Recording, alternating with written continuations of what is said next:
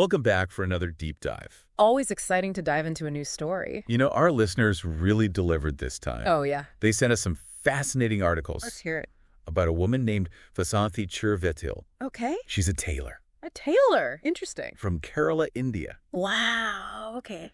And get this, at age 59, she decided to trek. To Everest Base Camp. No way. At 59. That's incredible. Hello. Wow. No, that's what I call chasing a dream. Right. Most of us probably wouldn't think tailoring and mountain climbing go hand in hand. I know I wouldn't. But her story is such a powerful example of how age really is no barrier when it comes to pursuing your passions. Absolutely. And what's fascinating about Vasanthi's story, it's not just about the physical challenge. It really makes you think about the power of determination. Determination, yeah. And meticulous planning. Okay, so let's unpack that planning. Okay. I was amazed to read that Vasanthi didn't have any, professional training for this trek. Instead, she turned to YouTube to learn everything. Seriously? Everything she needed. I mean, we've all used YouTube for, DIY projects around the house. Oh, absolutely. But this is taking it to a whole other level. It really does. And I think that says a lot about her resourcefulness. Yeah. And her self-reliance, Yeah. She wasn't going to let a lack of formal training stop her. Wow. For 4 months, she dedicated herself to preparing. 4 months. Walking for hours each day. Oh, wow. Wearing her trekking boots, to break them in. Smart. And even joining friends for evening walks. It's one thing to dream about doing something like this, but it's quite another to actually put in the work. To really commit, yeah. Yeah. What I find so inspiring is that Vasanthi didn't just talk the talk, she walked the walk. Literally. Literally. And that commitment really shines through. Yeah. It makes you wonder, what could we all achieve if we applied that same level of dedication to our own goals? Right. It's really something. So Vasanthi had the training, the passion, her YouTube tutorials down pat. She's ready to go, right? Well, almost. Almost. She flew from Bengaluru to Kathmandu, all set for her adventure. But then her flight to Lukla. Yeah, where the Everest Base Camp trek starts. Okay. Got canceled. Oh, no. What a setback. Talk about a potential setback. I can only imagine how disappointing that must have been. Oh, yeah. I think at that point, many of us would have been tempted to just give up and go home. I know I would have.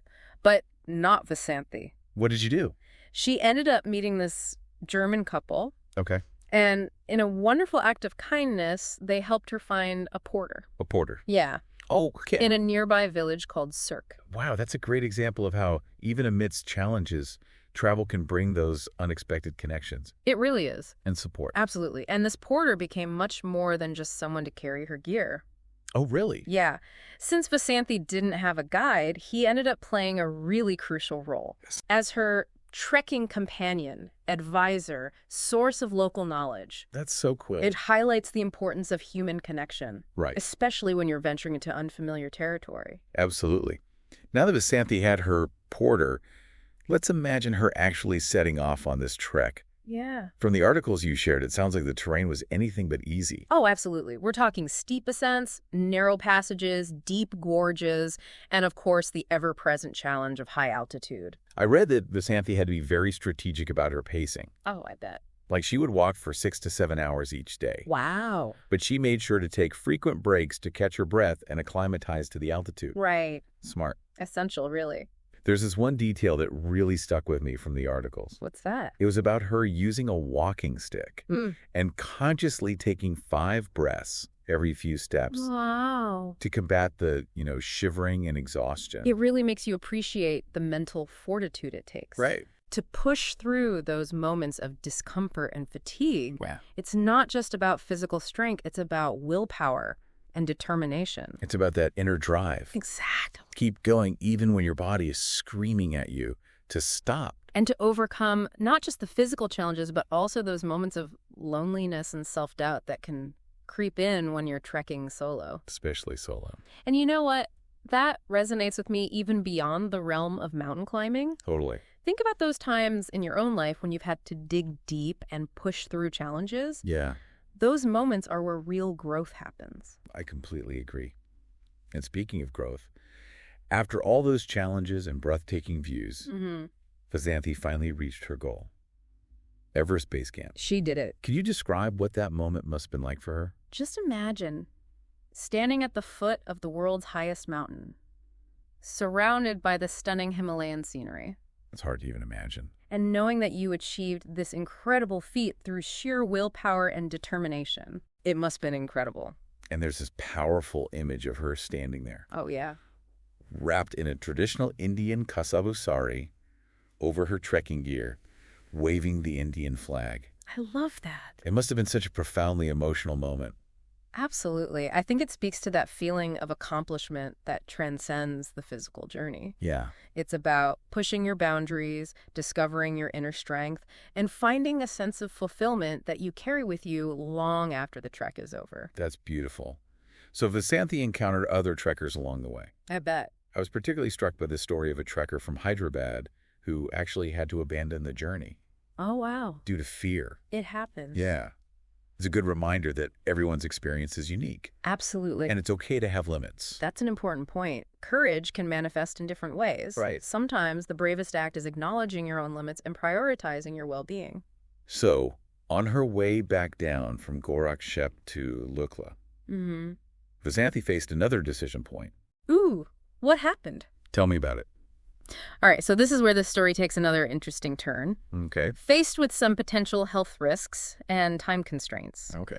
she decided to take a helicopter ride for part of the journey back. I wonder if that decision was difficult for someone so determined to do everything on her own. That's a great question. It could be seen as a compromise, Yeah. but I think it also reflects her practicality Okay. and her willingness to adapt to changing circumstances. Right. After all, the goal was to reach Everest Base Camp and return safely, and sometimes that means making adjustments along the way. For sure. Plus, it speaks to something we often overlook, What's that? the financial aspect of adventures like this. Oh, that's right. Vasanthi funded this entire trip herself through her earnings as a tailor. I didn't realize that. It's incredible to think she managed to save up for this dream. It shows a real commitment to making it happen. It really does. Not only that, she even left some gold ornaments with her sons With her sons, what for? as a backup plan, just in case she needed emergency funds. Wow, she had thought of everything. So Vasanthi conquers Everest Base Camp, Amazing. proves that age is no barrier to adventure, Inspiring. shows us the importance of planning and resourcefulness, Absolutely. and even manages a helicopter ride. What's next for this incredible woman? Well, believe it or not, she's already set her sights on another ambitious goal. Oh. Do tell, trekking the Great Wall of China. From the Himalayas to the Great Wall. That's amazing. It seems like Vasanthi has truly caught the travel bug. She really has. But before we delve into her future plans, Mm-hmm. let's take a closer look at the emotional and mental aspects of her Everest trek. I'm intrigued. Let's do it. It's easy to get caught up in the physical challenges, right, Yeah. of a trek like this. But I think it's so important to consider the mental and emotional strength Vasanthi must have had to tap into. It's true. We've talked about the altitude, the terrain, the physical demands. But what about the mental hurdles? Exactly. Trekking solo for days at a time. Yeah. Facing the elements, being far from family and her support system. Right. It couldn't have been easy. Not at all. There's a vulnerability that comes with solo travel, especially in such a remote and challenging environment. Yeah. And while she did have her porter for company and practical help, there must have been moments of real loneliness Oh, yeah. and self-doubt, too. I was curious about her family's reaction to her decision to go on this adventure. Oh, interesting. Wouldn't they be worried about her going solo, especially at her age? Well, to add some context, it's important to know that Vasanthi's husband, Lakshmanan, passed away about a year and a half before her Everest trek. Oh, sorry to hear that. He had been battling Alzheimer's, and while his absence was surely felt, her sons, Vineet and Vivek, became her biggest supporters. That's heartwarming to hear. She had a strong support system. They were really there for her, and their support seems to go beyond just this trip. Vivek, who's a cinematographer, has said that although they haven't traveled as much as their mother, they really admire her adventurous spirit and her passion for new experiences. It paints a picture of a family that really embraces and encourages each other's, individuality. It does. It sounds like a close family. And it makes you wonder what kind of inner strength did it take for Vasanthi to overcome those moments of challenge on the trek? Right. Think about it. The quiet moments on the trail, the vastness of the mountains, the realization that you're totally reliant on your own abilities. It's a lot to take in. It's in those moments we really discover what we're made of. It's almost like a form of meditation, isn't it? Stripping away the distractions of daily life and confronting your own thoughts and emotions head on. Exactly. And in that confrontation, there's a huge opportunity for growth and self-discovery. What insights did Vasanthi gain about herself during those solitary moments on the trek? What did she learn about her own resilience, her determination, her capacity for joy and wonder? It makes you think. Those are great questions, and ones that only Vasanthi can truly answer. Oh. But her story definitely invites us to reflect on our own journeys, both literal and metaphorical. For sure. You know, one of the things that really struck me about Vasanthi's story is its simplicity. Yeah. She's not a professional athlete. She's not a wealthy socialite. She's a tailor who made her dream happen. It's so true. Her story is relatable and achievable. It resonates with people from all walks of life. It really strips away the excuses we make for ourselves and reminds us that adventure isn't just for a select few. Right. It's about finding the courage to step outside our comfort zones, to embrace the unknown, and to discover that incredible potential that lies within each of us. So well said.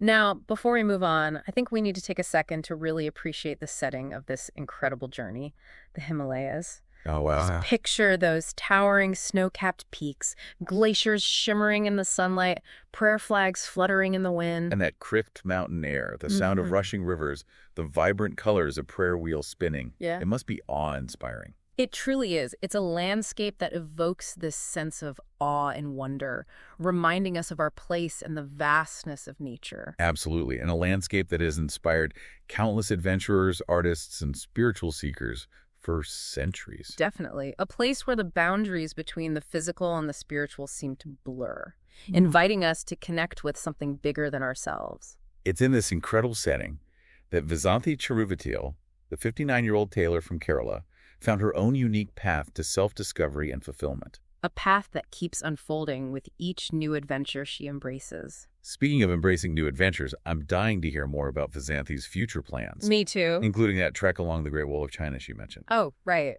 But first, let's shift our focus to the bigger implications of Vasanthi's story. Okay, I'm ready. As we wrap up our deep dive into Vasanthi's journey, Yeah. I keep finding myself thinking about the meaning of travel itself. Oh, interesting. Like, why do we as humans have this need to explore, Right. to push past our comfort zones, To see what's out there. to experience new things? It's a question philosophers have pondered for ages, hasn't it? It really is. I think for a lot of people, it's about breaking free from the everyday routine. That makes sense. You know, escaping the monotony. Yeah, It's about finding new perspectives, connecting with different cultures, absolutely. and ultimately connecting with something bigger than ourselves. I like that. That resonates, doesn't it? It does. Like Vasanthi said, our daily routine can get so monotonous, you need a change. It's like travel hits the reset button for your mind. I love that analogy. A chance to get outside the familiar and embrace the unknown. And in that embrace of the unknown, Yeah. we often find hidden strengths Ugly. and resilience we never knew we had. It challenges our assumptions, For sure. expands our worldview, Right. and it can lead to some serious personal growth. And it doesn't have to be some huge adventure like trekking to Everest Base Camp. Oh, definitely not. It could be as simple as checking out a nearby town you've never seen, That's a good one. trying a new dish, Ooh, yeah. or even taking a different route to work. What's cool is that even those little explorations can impact our well-being in a big way. How so? They spark our curiosity, wake up our senses. Right. They remind us there's always something new waiting to be discovered, whether it's in our backyard or across the world. I love that. It's about that sense of wonder. So, as we wrap up our deep dive into Yeah. Vasanthi's story, Yeah. I want to leave our listeners with a question. Okay. What's that one thing you've always dreamed of doing but haven't yet? Ooh, that's a good one. What's holding you back? Is it fear? Is it self-doubt? Yeah. Is it the busyness of life? Whatever it is, really look at it. Yeah. Confront those barriers you've built and ask yourself, are they helping me or are they stopping me from experiencing something incredible? Vasanthi's story is such a powerful reminder that it's never too late to go after your dreams and defy expectations. Never too. Who knows, maybe hearing her journey will inspire someone to take that first step towards their own adventure, no matter how big or small.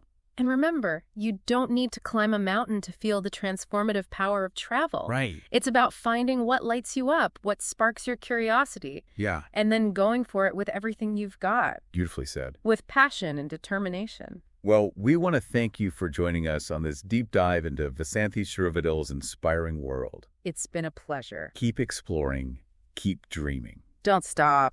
and never stop pushing the limits of what's possible. Until next time, stay curious.